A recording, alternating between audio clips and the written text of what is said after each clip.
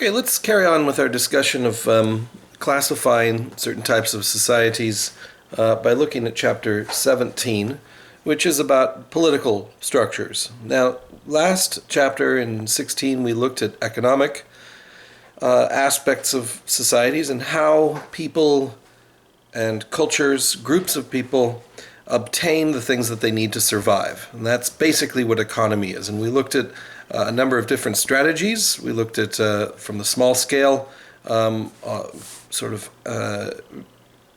very close relationship between an individual and their subsistence. And then we looked at the very large scale where people are actually alienated from that subsistence directly. So we saw things like foraging strategies. We saw horticulture, agriculture, pastoralism, and industrialization. So I mentioned in the last chapter that these survival strategies create certain requirements for organizing those types of economic strategies amongst the groups that practice them. So to give you an example, if we're a small band of foragers, everybody can forage. Everybody can go out and they know what they eat and they know how to get it. So if I wanted to claim control, political and claim political superiority over you, you would be in a perfect position to resist my assertion of authority. I can't tell you, no, you may not go forage on your own and get your own food. Now, we tend to survive better as a group, which means that these small-scale foraging groups tend to have social structures. We'll call them political structures, but I'll go over what that means in a moment here, that reflect egalitarianism, the fact that everybody can obtain these food and water sources individually on their own. Now, in an industrialized society like I live in today, it's much harder for me to go out and be able to find meat. I might be able to hunt it. Some squirrel in some park I might be able to get a hold of, but it might be hard for me to do that because I might need tools and I don't know how to make them myself.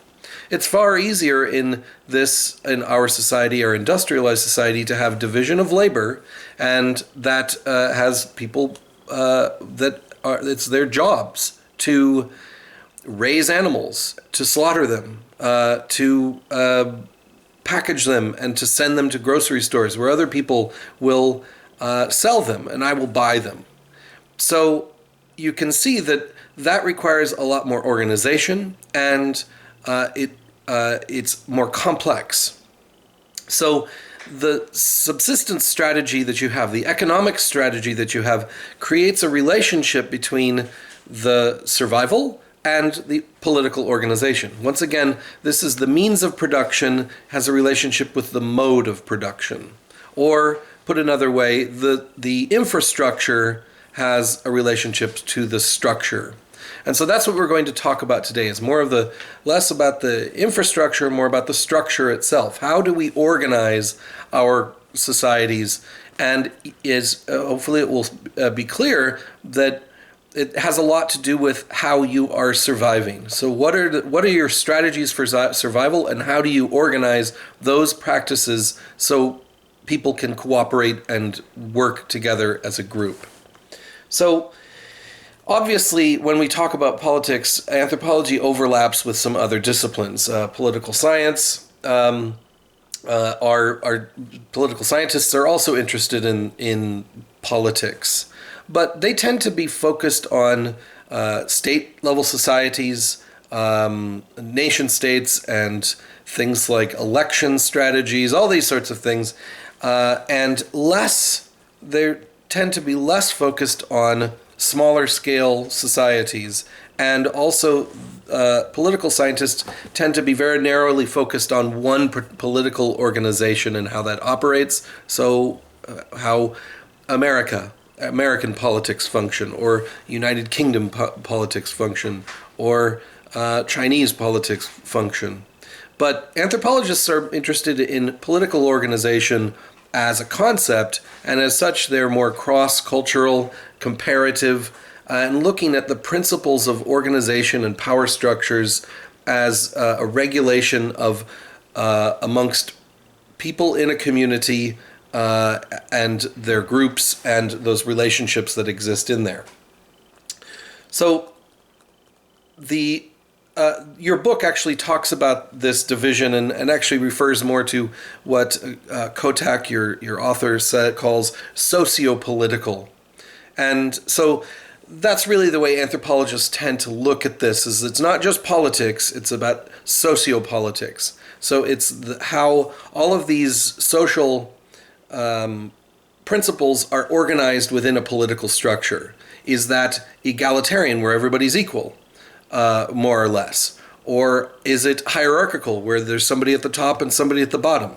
So all of the aspects of your culture, your life, your economics, your identity, all of these fit into that mode of production, that social structure that exists.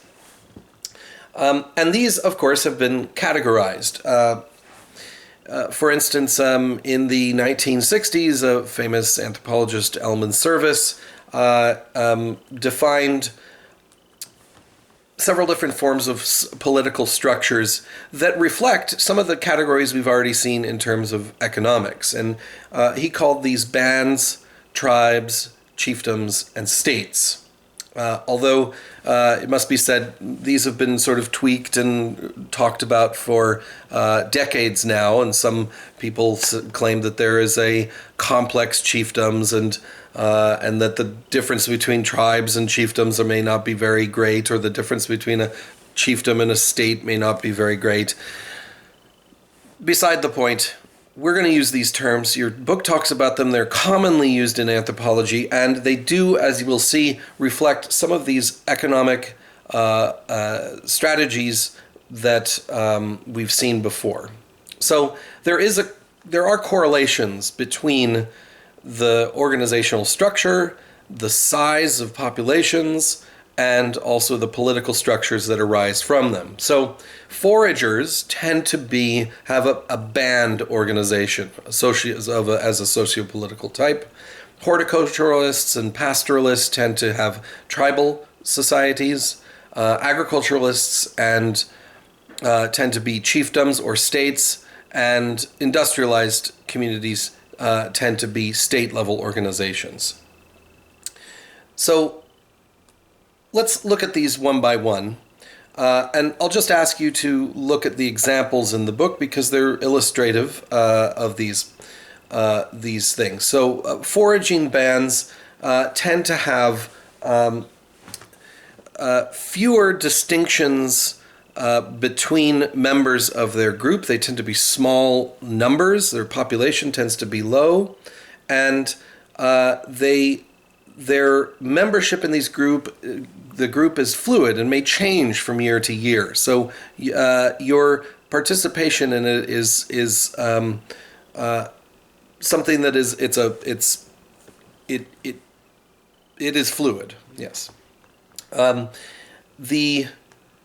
As I mentioned to start, in a foraging community, everybody can sort of do the same thing as everyone else can, which means that although some people may be slightly stronger, some people may be better at finding certain types of foods, you can all do it, which means that this does not really naturally lend itself to hierarchical structures. And the type of political organization that we find in bands tends to be what we call egalitarianism. And so egalitarian means that the primary differences that you find are achieved statuses rather than ascribed statuses, tend to be. Although you do possibly go through certain types of ascribed changes through age or marriage or things like that, where you go through different stages in life. But there doesn't tend to be differential aspect to wealth accumulation or power accumulation. And a couple of different groups that you can look at in the book, and also in a video that I'm going to post a link to, is the Kalahari San, a very highly studied group, and the Insulik Netsilik in the Inuit communities.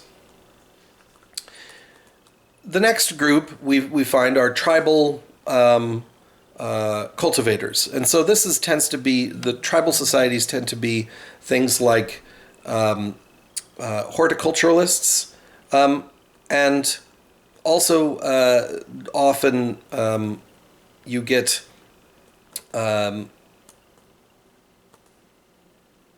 nomadic groups like pastoralists also can be tribal in their political organizations.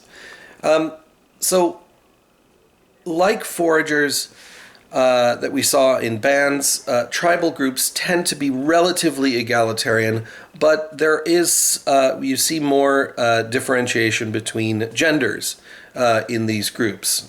Status in tribes, ascribed statuses tend to be based on age, gender, and personal traits and abilities, rather than being like an office holder. Horticulturalists also tend to live in small villages, but they also tend to be rather permanent locations with low population density, and free access to different strategic resources. And so property doesn't seem to be as much of an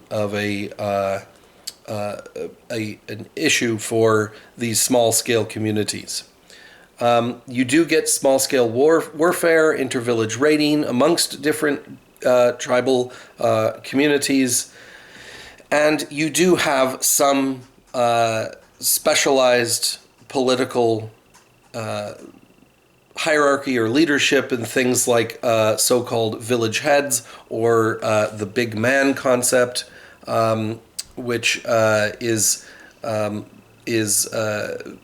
often leaders of groups or village councils or things like that.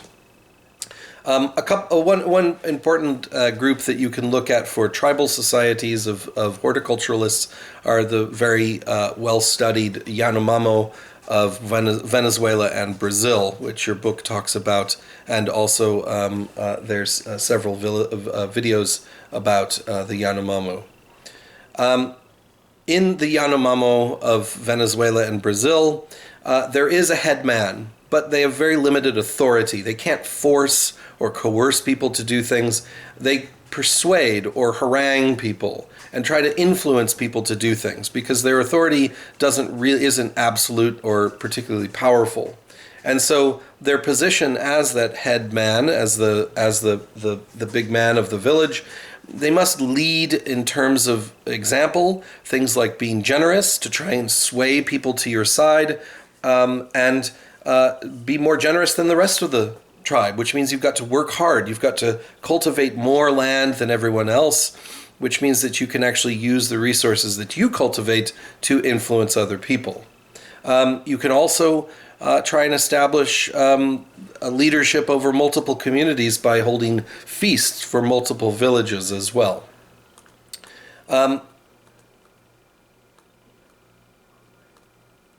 In tribal societies, you can also have your participation in a particular community. A local community is one form of identity, but you also have what are called sodalities, which are non-kinship-based identity groups. And pan-tribal sodalities are ones that other forms of identity can span across different local communities, but also be invested in terms of people's participation as a factor for their own identity. So, for instance, age or gender may span beyond the boundaries of a particular village. And I may be let's say, a teenager of a particular group, and I would share something in common with the teenager of a group in another village. So that I have an identity as belonging to this village,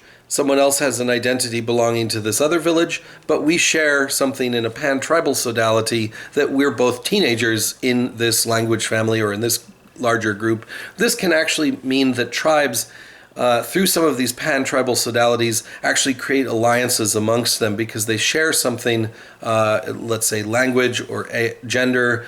Marriage partners can reinforce these things, and other types of identities like age or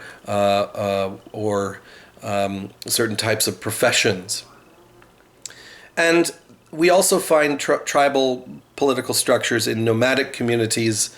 So, for instance, in the Basari and the Kashkai of the Iranian highlands of southern Iran, are very well studied by anthropologists. They are transhuman groups. They tend flocks of goats and sheep, and they move from the highlands to the lowlands periodically throughout the year. And the Basari tend to have smaller populations, and their chief or Khan is similar to what I've been describing as a village head or a big man. And the Khan's authority comes in the Basari comes from personal traits, being able to influence people, rather than being an office holder. Whereas the Kashkai are much larger groups of people, and they tend to have office holders. So the Khan is actually a formal position that someone enters into, and they have much more authority. And so you can see that even within tribal societies, you have variations depending on how complex their social and political structures are, but also this is dependent upon things like population size. You may need something that's a little bit more formalistic and more has more authority attached to it with a larger group of people. Then we come to chiefdoms, and you might notice, is there a clear distinction between a authoritarian village big man in the Kashkai group and a chiefdom?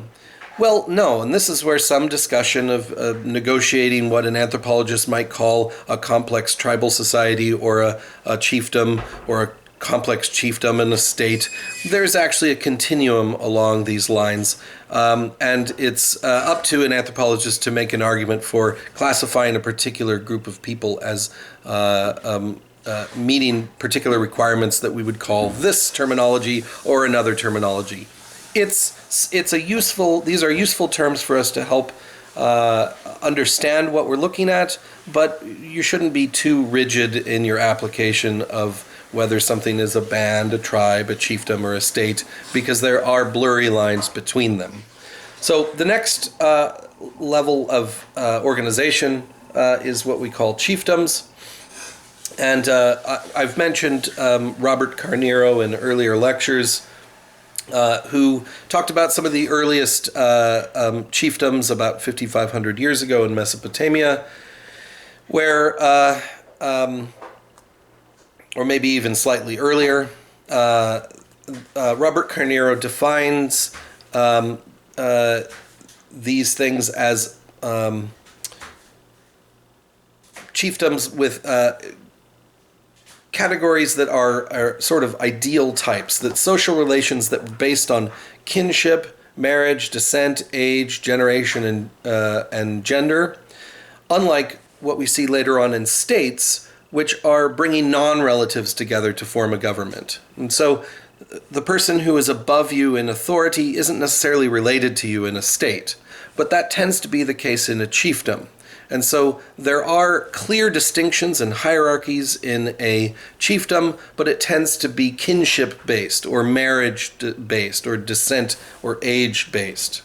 So unlike bands and tribes that we saw before, chiefdoms are characterized by a permanent political system. And so this is office holders, but these offices, like a chief, is a permanent position of authority that exists independently of the person who occupies it. And it must be refilled when it's vacated. So if the chief dies, another chief will fill that place, or if that chief chooses to step down or whatever. And this means that the culture's socio-political organization will endure across multiple generations. It's a permanent political structure. Less reliant on individual charisma and ability to influence people. But at the same time, a chief needs to fulfill their roles adequately. And so redistribution tends to be redistributive economies. They make special products available to all and help stimulate production beyond subsistence level. So gathering more surplus that can actually benefit this hierarchical structure through redistribution. This is where we saw in the last chapter, potlatch becomes an important element in maintaining a chiefdom. And like I said, there's not really a clear line between what is a chiefdom and when a state becomes established. But states tend to be more populous.